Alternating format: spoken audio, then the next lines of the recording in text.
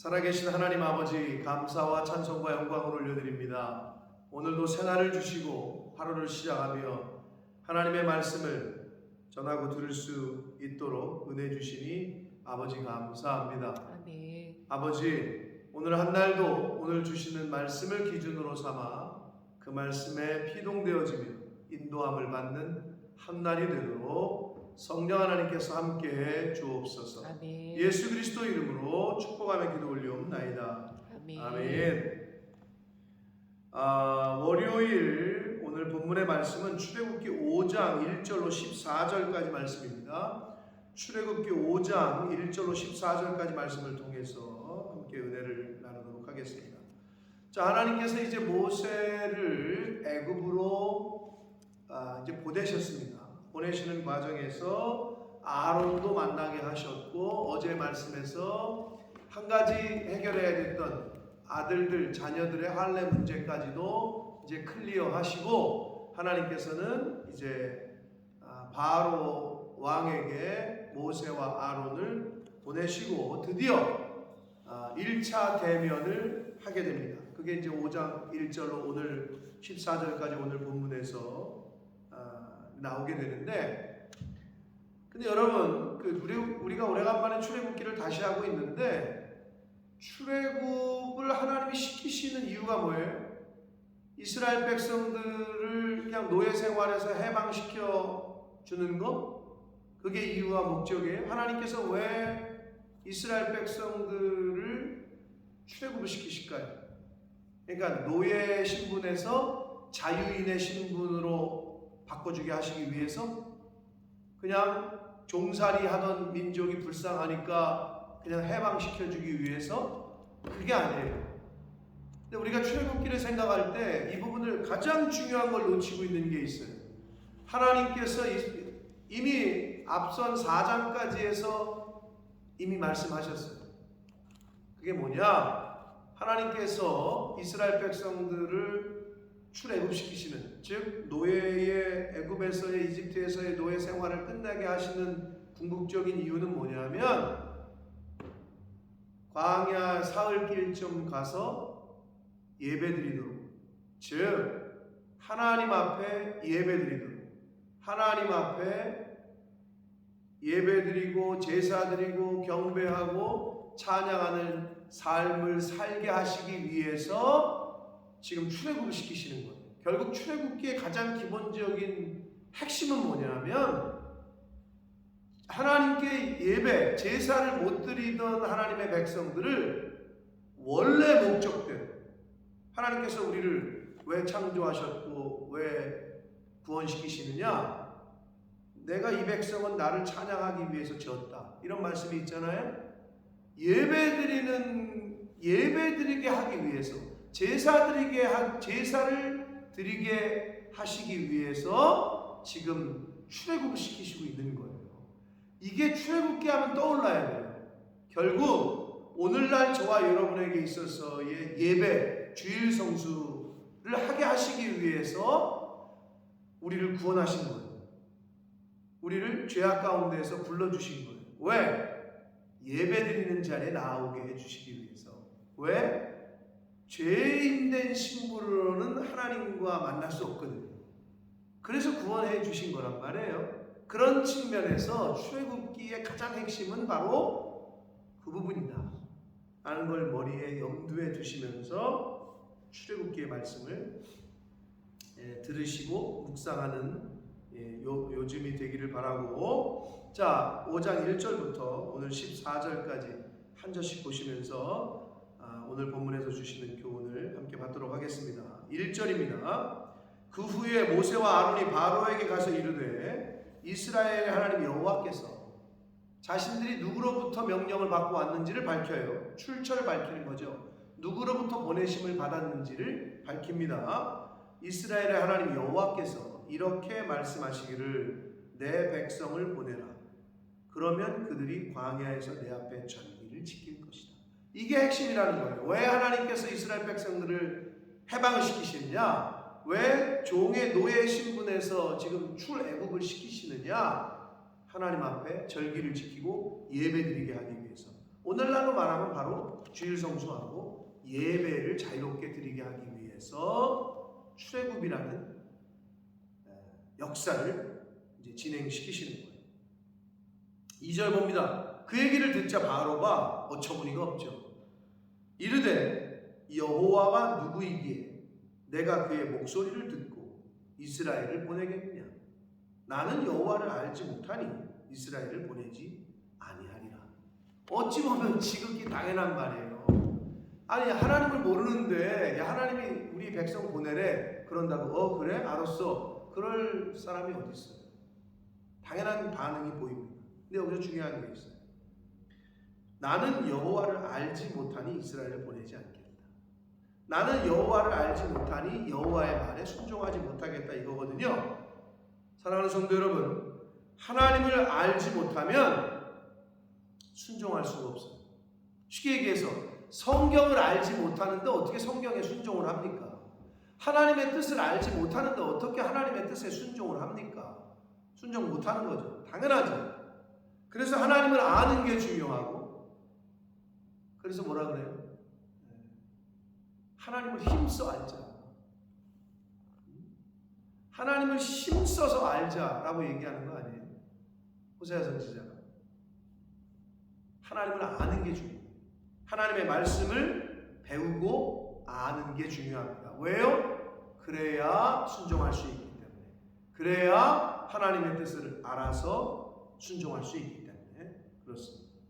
3절 봅니다. 그들이 이르되 히브리인의 하나님이 우리에게 나타나셨은즉 우리가 광야로 사흘 길쯤 가서 우리 하나님 여호와께 제사를 드리려 하오니. 또 나와요. 왜 지금 나가겠다고 얘기하고 있느냐? 즉 출애굽기의 목적, 출애굽을 해야 되는 이유는 하나님께 제사 드리기 위해서, 하나님께 예배 드리기 위해서, 하나님께 영광을 돌리기 위해서. 왜 우리가 구원받아야 되느냐? 왜 우리가 예수 그리스도의 은혜로 구원받았어야만 했느냐? 하나님 앞에 예배드리기 위해서, 하나님 앞에 예배자로 서기 위해서. 그런 교훈이 출애굽기에 담겨져 있는 가장 기본적인 핵심인 것입니다. 사흘 길쯤 광야로 가서 우리 하나님께 제사를 드리게 가도록 허락해달라. 여호와께서 전염병이나 칼로 우리를 치실까 두렵다 라고 말씀합니다. 근데 여기서 여러분, 여호와께서 칼이나 전염병으로 우리를 치실까 두렵다. 여기서 우리가 누구를 말하는 것 같아요? 이스라엘 백성을 말하는 것 같아요? 애굽 사람들을 말하는 것 같아요? 이스라엘 백성을 말하는. 즉 이 말은 뭐냐? 제사를, 즉 예배자의 삶을 살지 않잖아요. 예배를 등한시하잖아요. 예배를 중요시 여기지 않고 예배 생활을 안 하잖아요. 형통은커녕 하나님의 징계를 받을 수 없다라는 걸 교훈하고 있습니다. 그리고 또 포함해서 이 애굽도 마찬가지예요.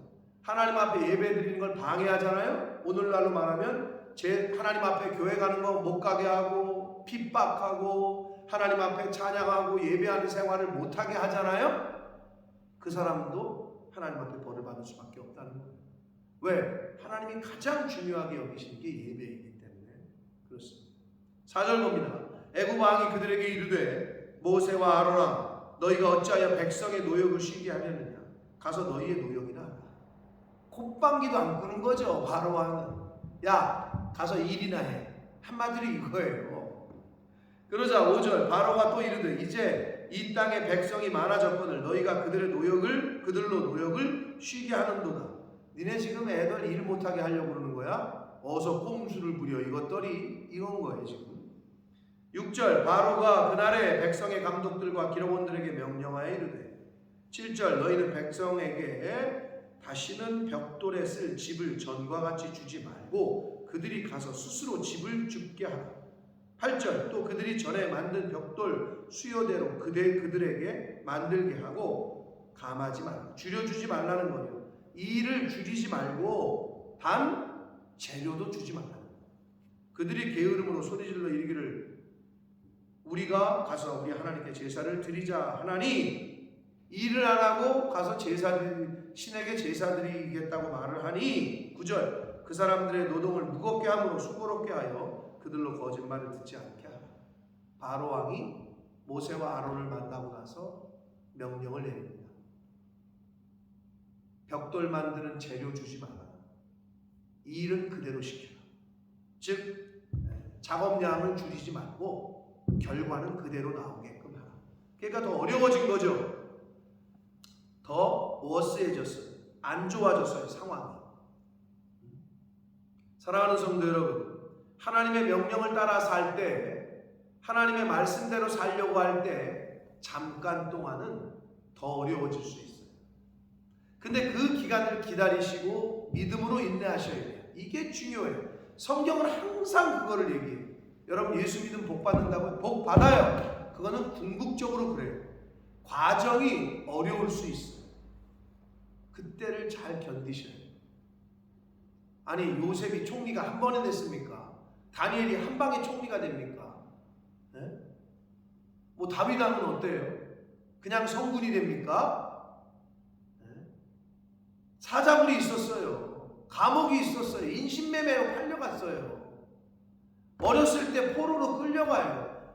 우리가 상상하기 어려운 고난을 당해요. 근데 우리는 어떻게 해요? 아니 왜 응답을 안 하시니? 열심히 신앙생활하면 복 받는다고 하는데 이건 뭐지? 얼마나 워스해졌길래? 요셉만큼의, 다니엘만큼의, 다윗만큼의? 그렇지 않아요. 믿음으로 인내하셔야 돼요. 그러면 성경의 믿음의 사람들의 모습의 결과가 저와 여러분의 삶 가운데서도 나타나게 될 줄 믿습니다. 자, 모세와 아론은 하나님의 뜻을 행했어요. 그런데 백성들 입장에서는 이제 내일 말씀에 백성들이 자기네 피부로 와닿는 게 어려워졌거든요. 그러니까 모세와 아론을 원망해요. 니네 뭐야? 괜히 와가지고 왜 우리를 더 힘들게 만들어? 이런 일이 벌어져요. 이 말씀을 통해서 우리는 잘 교훈받아야 돼요. 이 요소가 우리에게도 있거든요.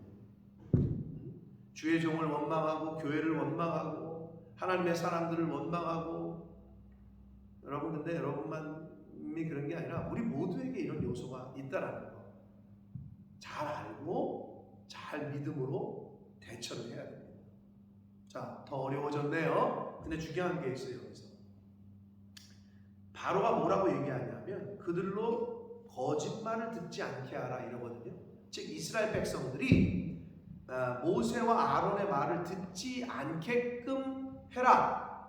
더 힘들게 해서 이거거든요. 지금 이건 뭐냐면요. 사단은 하나님과 우리의 사이를 이간질합니다.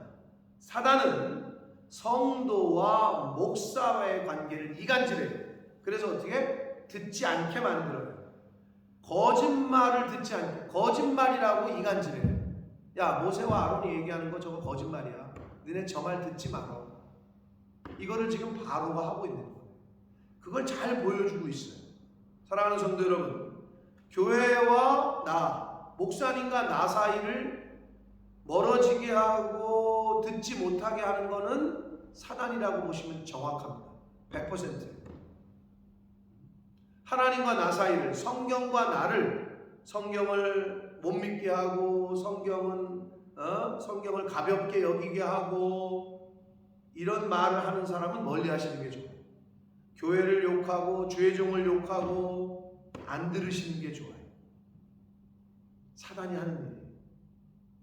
틈을 내요. 창세 때부터 그랬어요. 뱀이 아담과 하와를 하나님의 말씀과 하나님과 멀어지게 만들어요. 왜곡시킨다. 이게 사단의 특징입니다.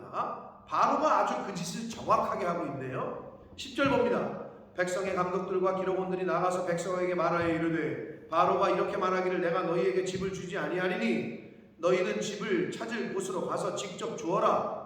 그러나 너희 일은 조금도 감하지 아니하리라 하셨느니라. 12절 백성이 애굽 온 땅에 흩어져 곡적 부르터기를 거두어 집을 배신하니 13절 감독들이 그들을 독촉하여 이르되 너희는 집이 있을 때와 같이 그날의 일을 그날에 마치라 하며 14절 바로의 감독들이 자기들이 세운 바 이스라엘 자손의 기록원들을 때리며 이르되 너희가 어찌하여 어제와 오늘에 만드는 벽돌의 수요를 전과 같이 채우지 아니하였느냐 하니라. 바로의 명령을 받은 애굽 사람들, 감독관들이 이스라엘 사람들, 노예들 중에서도 이렇게 뽑아놓은 사람들 있잖아요. 오늘 옛날로 말하면 일제시대 때 완장찬 사람들처럼. 그게 기록원들이에요. 바로의 감독관들 밑에 이스라엘 백성들 중에서 이렇게 뽑아놓은 사람들, 우두머리들, 그걸 기록원들이라고 표현을 했어요. 그들에게 독촉하는 거예요. 니네 왜 옛날처럼 똑같이 오늘 만들 개수가 100개면 왜 100개 안 만들어? 10,000개면 10,000개 왜 안 만들어? 뭐는 재료는 주지도 않으면서 옛날하고 똑같이. 그러니까 힘들어졌죠. 어려워졌죠. 백성들 입장도 충분히 이해가 돼요. 이제 내일 말씀에 보면 이스라엘 백성들이 원망하거든요. 충분히 이해는 돼요. 우리도 그 요소가 있다는 거 다시 한번 말씀드려요. 근데 똑같이 하시면 안 돼요. 자, 우리가 배웠어요. 성경을 통해서. 기다리시고 인내하시고 의심하지 마시고 기도하고 그때를 지나셔야 돼요. 그래야 하나님의 역사를 저희 눈으로 목격하게 될 줄 믿습니다. 사랑하는 성도 여러분, 오늘 아침에 사단은 어떤 게 사단이라고요? 하나님과 우리 사이를 이간질하는 거예요. 성경과 우리 사이를, 교회와 나를, 목사님과 나를 이간질하는 거예요. 이게 바로의 역할이고 바로 사단의 역할이라는 거예요. 그리고 하나님의 뜻을 행해도, 하나님의 뜻을 따라가도, 순종해도 일시적으로는 어렵다. 악인의 승리가, 악인이 승리하진 않아요. 결국은 망하거든요. 그런데 승리가 일시적이라는 거예요. 그들이 득세하는 건 잠깐이라는 거예요. 이것을 오늘 말씀을 통해 다시 한번 깨달으니 여러분 의심하지 마시고 이미 우리는 이긴 싸움을 싸우고 있는 거예요. 이미 알아 그 결과를. 재방송 볼 때 긴장하면서 보는 사람이 야 이거 2대1로 우리가 이겼대. 근데 90분까지 지고 있네. 근데 이미 재방송이야. 긴장하는 사람이 어디 있어요? 마찬가지. 이미 예수 그리스도께서 이긴 싸움을 우리는 싸우고 있는 거예요. 어차피 우리가 이겨. 할렐루야. 그 믿음으로 오늘을 사시고 하나님이 생명 주시는 날 동안 그 믿음으로 한 날 한 날 감사함으로 기쁨으로 그렇게 살아가시는 저와 여러분이 되시기를 예수 그리스도 이름으로 축복합니다. 살아계신 하나님 아버지, 감사와 찬송과 영광을 올려드립니다. 아버지 하나님, 오늘 말씀을 통해서 하나님께서 왜 이스라엘 민족에게 구원을, 왜 그들에게 출애굽의 역사를 왜 해방시키셨는지를 알았습니다. 바로 예배 받으시기 위하여, 이스라엘 백성들이 예배자로서 살게 하시기 위하여. 하나님, 왜 우리를 구원시키셨는지, 왜 우리에게 십자가의 은혜를 주셨는지, 바로 하나님께 예배드리게 하기 위하여, 하나님께 영광을 돌리라고 그렇게 은혜를 주신 걸 다시 한번 깨닫습니다. 아버지, 남아있는 저희들의 인생이 하나님을, 창조주를, 인생의 주권자 되신 우리 하나님을 예배하는 그 예배의 시간을 가장 소중하게 여기고 가장 귀하게 여기는 저희들 모두가 되게 하여 주옵소서. 하나님을 알지 못할 때 하나님께 순종할 수 없음을 깨닫습니다. 성경을 모르면 순종할 수 없음을 다시 한번 깨닫습니다. 하나님을 아는 데 힘쓰게 하시고 하나님의 말씀을 알고 배우는 데 힘쓰는 저희들이 되게 해 주옵소서. 하나님과의 관계, 주의 종과의 관계, 교회와의 관계, 말씀과의 관계를 이간질하는 사단의 그 음성에 귀를 기울이지 말게 하시고 그거를 잘 분별해내요. 하나님과 말씀과 교회와 주님의 종과 목회자와 단일을 이루며 그렇게 살아가는 저희들 모두가 되도록 주님 은혜 내려 주옵소서. 예수 그리스도 이름으로 축복하며